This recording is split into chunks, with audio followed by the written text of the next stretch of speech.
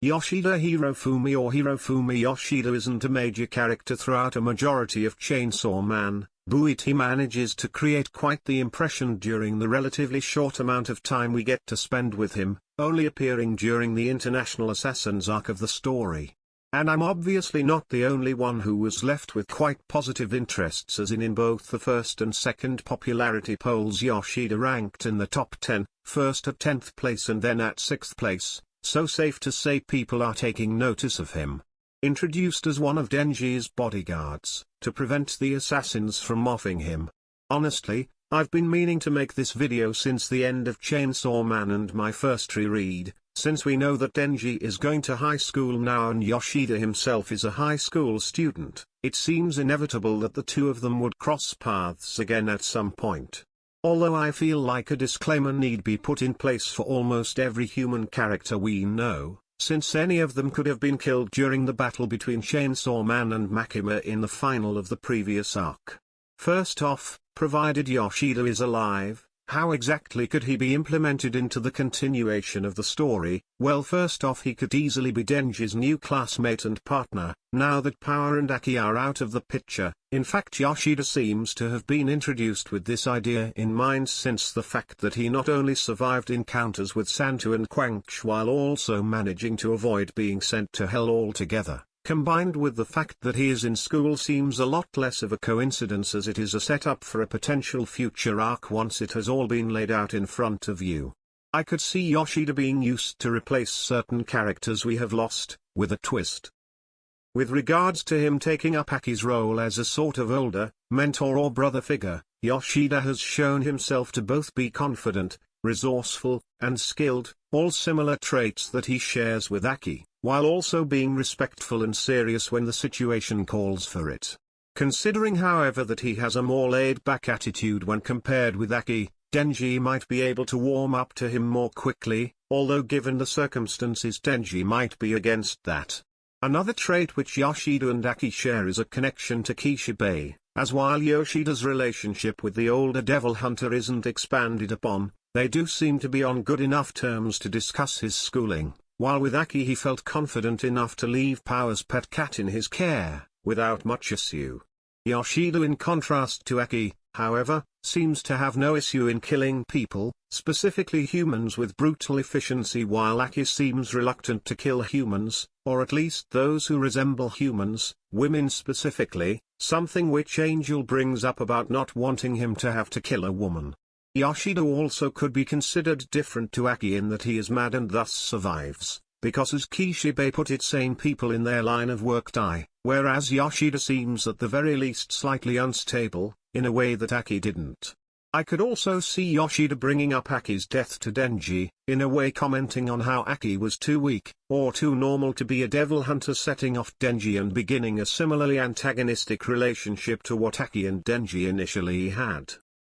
As for Yoshida taking up the place of Power in the story, since he seems just about as laid back as she did, he could easily take up such a position of a semi-comedic relief character. However, as for him taking up the role of a bratty younger sibling, I don't see that happening at all, as he seems far more serious and composed than Power, possessing a level of maturity that she seemed to lack. In fact, I could see him being less of a replacement for Power, more to highlight the importance of Power to Denji or how she was different from other people. I could also see Yoshida speaking down about Power, given the little time he spent with her and her not providing the best of impressions. I could see it resulting in a fight between him and Denji over an offhanded comment about how Denji's life must be more peaceful without her being around. Obviously, after the fight I expect that Yoshida would become curious about why Denji was so attached to a fiend of all things, and we could grow their bond together that way, only for it to naturally be torn apart at a later date, preferable at a most heartbreaking moment, perhaps after traversing hell and finding the new blood devil, only for said devil to rip out his throat.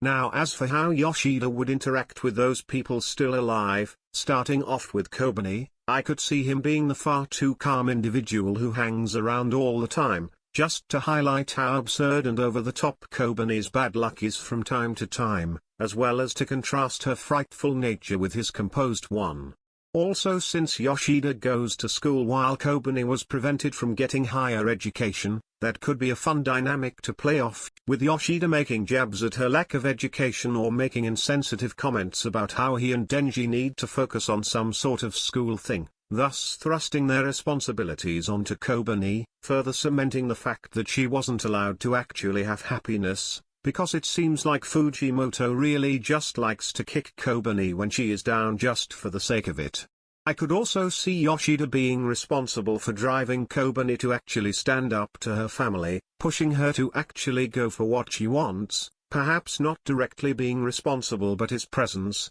as just another showing of how they were dragging her down, might cause her to actually get some development in that area of her life.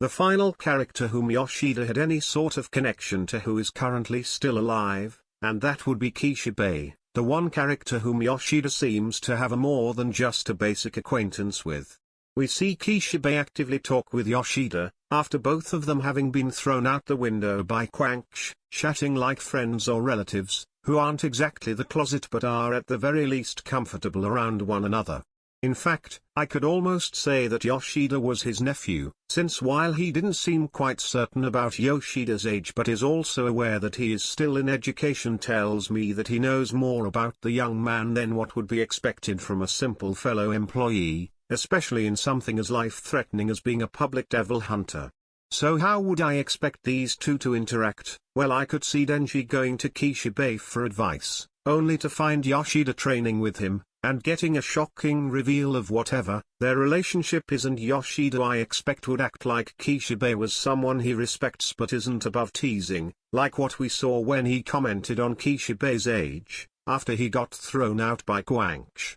I could also see Kishibe being one of the people to rein Yoshida in, if for whatever reason he starts acting in a way that is either unhelpful or cruel towards the other members of the cast. Outside of either replacing the roles of another character or his interactions with certain living characters, Yoshida also brings to the table a ruthless side which isn't afraid to executing humans without a moment's hesitation, while also being someone who is untethered by grief, responsibility, or possessing severe mental issues, at least from what we have seen so far. It would in fact be rather interesting to have at least one character who isn't suffering some kind of post-traumatic stress or being an old and hardened veteran who has been through so much rubbish they no longer care. In fact, his story could see him becoming more and more broken and beaten down until eventually he becomes just like Kishibe, which would fit with the parallels that have already been set up between them. But trying to fit him into a story that we haven't even yet gotten the basis for, other than assuming it's going to be basic mainly in school, is really difficult, so I'm not even going to try, mainly because I don't want to waste any of your time, so instead I'm going to simply ask you, the viewers, how you think Yoshida might be utilized in the story when Part 2 of Chainsaw Man finally comes out. I'd love to hear your own thoughts and theories on the matter so we can discuss them together as one big happy community. But that's all I had to say for this video. I've been the Anonymous Weeb, and I wish you a good day or night wherever you might be.